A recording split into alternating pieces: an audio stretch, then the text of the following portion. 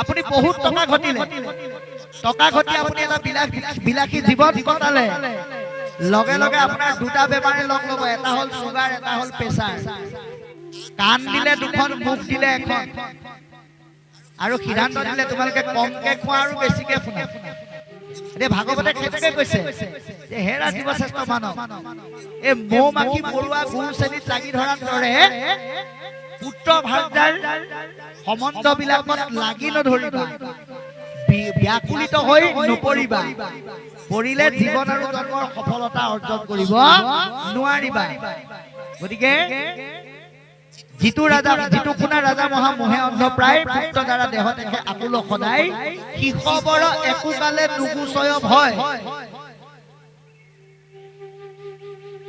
সেই সকলৰ কেতিয়াও ভয় আঁতৰ নহয়। আপোনালোকে চাবচোন, যিসকলে কেৱল ধন কেনেকৈ ঘটি, পুত্ৰক কেনেকৈ খুৱাম, ভাৰ্যাক কেনেকৈ পালন পোষণ কৰি ধুনীয়া কৰি ৰাখিম, সেই চিন্তাত থাকে, তেওঁলোকৰ কেতিয়াও দুখ ভয় আঁতৰ নহয়। আপোনালোকে নাভাবিব পৃথিৱীৰ আটাইতকৈ ধনী মানুহটো শান্তিত আছে বুলি, কেতিয়াও তেওঁ শান্তিত থাকিব পৰা নাই।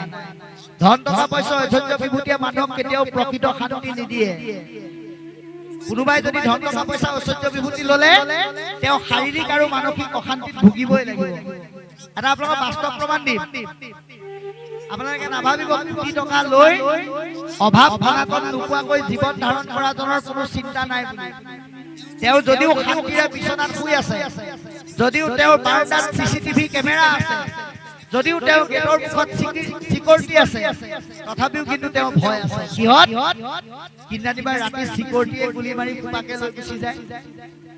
গতিকে প্ৰকৃততে শান্তি বোলা বস্তুটো কাৰো নাই, যদিহে ভক্তি নকৰে। শাৰীৰিক আপুনি বহুত টকা ঘটিলে, টকা ঘটি আপুনি এটা বিলাসী জীৱন কটালে, লগে লগে আপোনাৰ দুটা বেমাৰে লগ ল'ব, এটা হ'ল চুগাৰ, এটা হ'ল প্ৰেছাৰ। পইচা দি থাকোতেই সময় পাৰ হৈ যাব। সেইকাৰণে কৈছে যে ভোগ আৰু বিলাসিতাৰ মাজত কটালে, ভক্তি গুৰুত্ব দিলে জীৱনটো বৰ দুখৰ হ'ব। সেইকাৰণে আমাক অত্যান্তিক সুখ পাবলৈ আহ্বান জনাইছে। অত্যান্তিক সুখ কাক বোলে? কৃষ্ণ পদ সেৱা দেখে গুছে ভৱদু। আজিৰ দৰে সৎ সমাজত ঈশ্বৰ সেৱা কৰি, ভকত সেৱা কৰি পেলাই মনৰ পৰা যেতিয়া দুখ আঁতৰ হয়, সেই দুখৰ আঁতৰত যেনেকৈ আকাশৰ পৰা ডাৱৰ আঁতৰি গলে ৰ'দ ওলায়, মনৰ পৰা সাংসাৰিক দুখ আঁতৰি গলে ভক্তিৰ জন্ম হয়। গতিকে কৃষ্ণ পদ সেৱা ভকতৰ যোগেদি কৰিলে মনৰ মাজৰ দুখ সুখ বিলাক নাইকিয়া হয়। তাৰ বিনিময়ত যিটো আনন্দ পোৱা যায় তাকে আত্যান্তিক সুখ বুলি কৈছে। এই আত্যান্তিক সুখ পাবলৈ হলে আমি কি কৰিব লাগিব? কি কৰিব লাগিব? আমাক মহাপুৰুষে দেখুৱাই দিছে। কি কৰিব লাগে? তুমি ভক্ত কল্প তৰু, বাহিৰে তৰে গুৰু, তুমি বিনে নাহি মোৰ আৰু কৃপা কৰা এ হৰি শৰণত ৰক্ষা কৰি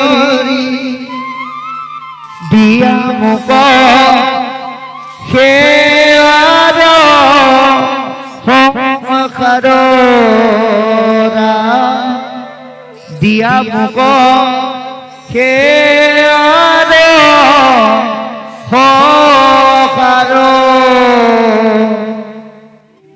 আমাৰ ভগৱন্তই আমাক কিমান কৃপা কৰিছে চাওকচোন। কাণ দিলে দুখন, মুখ দিলে এখন, আৰু সিদ্ধান্ত দিলে তোমালোকে কমকে খোৱা আৰু বেছিকে শুনা। কিন্তু কলিকালৰ লোকসকলে আকৌ চব কথা উল্টাকে শুনে। সেইকাৰণে কি কৰিলে?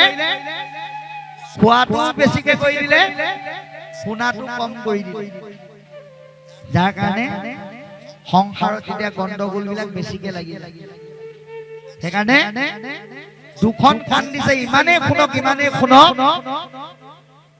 যাতে মনৰ লেতেৰা বিলাক নাইকিয়া হৈ যায় ভগৱন্তই কৈছে হৰিৰ পৰম প্ৰিয়তম নাই